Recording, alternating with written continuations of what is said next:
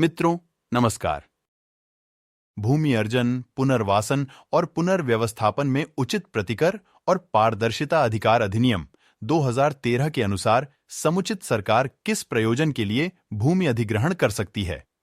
अधिनियम की धारा 2 में विस्तार से बताया गया है कि यह अधिनियम कहां-कहां लागू होगा, लेकिन हम इन 4 बिंदुओं में ही संपूर्ण प्रयोजनों के बारे में जानकारी प्राप्त करेंगे।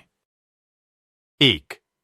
सार्वजनिक हित के लिए भूमि अर्जन, प्रतिकर, पुनर्वासन और पुनर्व्यवस्थापन से संबंधित इस अधिनियम के प्रावधान तब लागू होंगे जब समुचित सरकार सार्वजनिक क्षेत्र के उपक्रमों और सार्वजनिक प्रयोजनों सहित अपने स्वयं के उपयोग, अधिकार और नियंत्रण के लिए भूमि का अधिग्रहण करती है। सार्वजनिक निजी भागीदारी परियोजनाओं के लिए, जहां भूमि का स्वामित्व सरकार के पास रहता है, तथा सार्वजनिक प्रयोजन के लिए निजी कंपनियों के लिए भूमि अधिग्रहण करती है, परंतु प्राइवेट कंपनियों के अर्जन के समय उन प्रभावित परिवारों के कम से कम 80% की पूर्व सहमति आवश्यक है, एवं सार्वजनिक निजी भागीदारी परियोजनाओं के लिए कम से कम 70% की पूर्व सहमति उन प्रभावित परिवारों की होना अति आवश्यक है।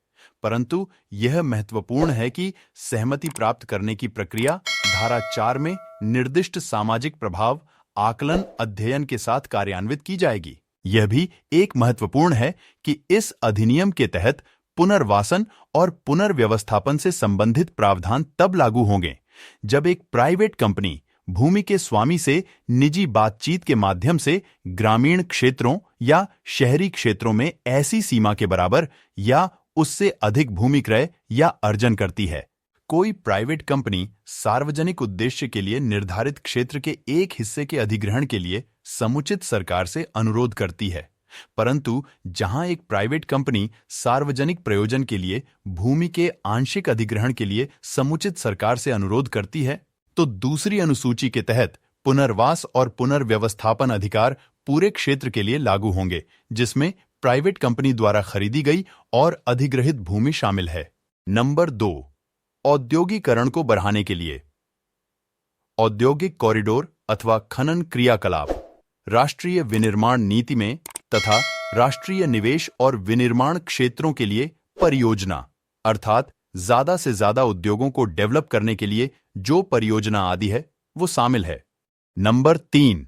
बुनियादी ढांचा या अवसंरचनात्मक विकास के लिए परियोजना प्राइवेट अस्पतालों, प्राइवेट शिक्षा संस्थाओं और प्राइवेट होटलों के अलावा, जिसमें निम्नलिखित हैं: कृषि प्रसंस्करण, कृषि के लिए इनपुट की आपूर्ति, गोदाम, कोल्ड स्टोरेज सुविधाएं, कृषि और डेयरी, मत्स्य पालन और मांस प्रसंस्करण जैसी गतिविधियों के लिए विपणन बुनियादी ढांचे से संबंधित परियोजनाएं, जो समुचित सरकार द्वारा या किसी सहकारिता द्वारा या किसी कानून के अधीन स्थापित किसी संस्था द्वारा स्थापित की गई हो या उसके स्वामित्वाधीन हो।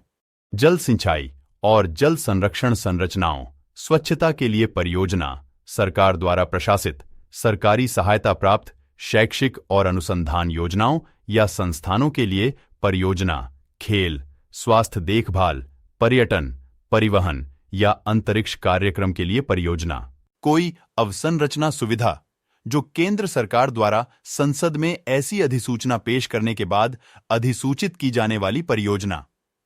यदि कोई कुटुंब किसी परियोजना से प्रभावित हो रहा है तो उनके पुनर्वासन हेतु परियोजना। ऐसे आय समूहों के लिए आवास की परियोजना जो समुचित सरकार द्वारा समय समय पर विनिर्दिष्ट किए जाएं। ग्रामीण स्थलों या शहरी क्षेत्रों में किसी भी स्थल के योजनाबद्ध विकास या सुधार के लिए परियोजना या ग्रामीण और शहरी क्षेत्रों में कमजोर वर्गों के लिए आवासीय उद्देश्यों के लिए भूमि का प्रावधान। गरीबों या भूमिहीन व्यक्तियों या प्राकृतिक आपदाओं से प्रभावित क्षेत्रों में रहने वाले व्यक्तियों या सरकार, किसी स्थानीय प्राधिकरण या स्वामित्व वाले निगम द्वारा शुरू की गई किसी भी योजना के कार्यान्वयन के कारण विस्थापित या प्रभावित व्यक्तियों के लिए आवासीय उद्देश्यों के लिए भूमि अधिग्रहण करती है। नंबर 4.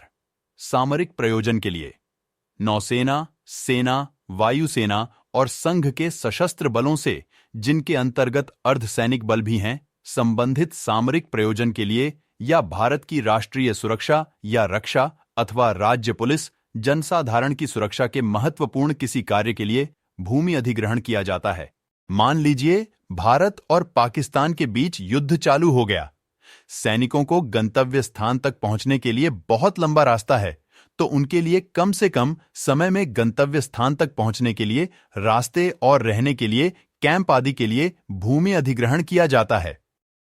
मित्रों, आज के प्रगतिशील भारत में समुचित सरकार के द्वारा सार्वजनिक हित के विकास के लिए अवसंरचनात्मक, आधारभूत ढांचे, औद्योगिकरण एवं सामरिक प्रयोजन के लिए आपका एवं आपके किसी भाई बंधु के भूमि को अर्जन किया जा रहा है।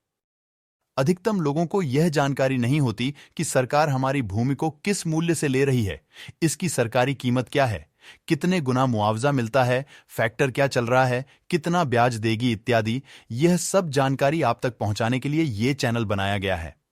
यदि आपको यह जानकारी अच्छी लगी तो लाइक, शेयर और सब्सक्राइब अवश्य करें। और हां, इससे संबंधित यदि कोई प्रश्न है तो कमेंट अवश्य करें। धन्यवाद।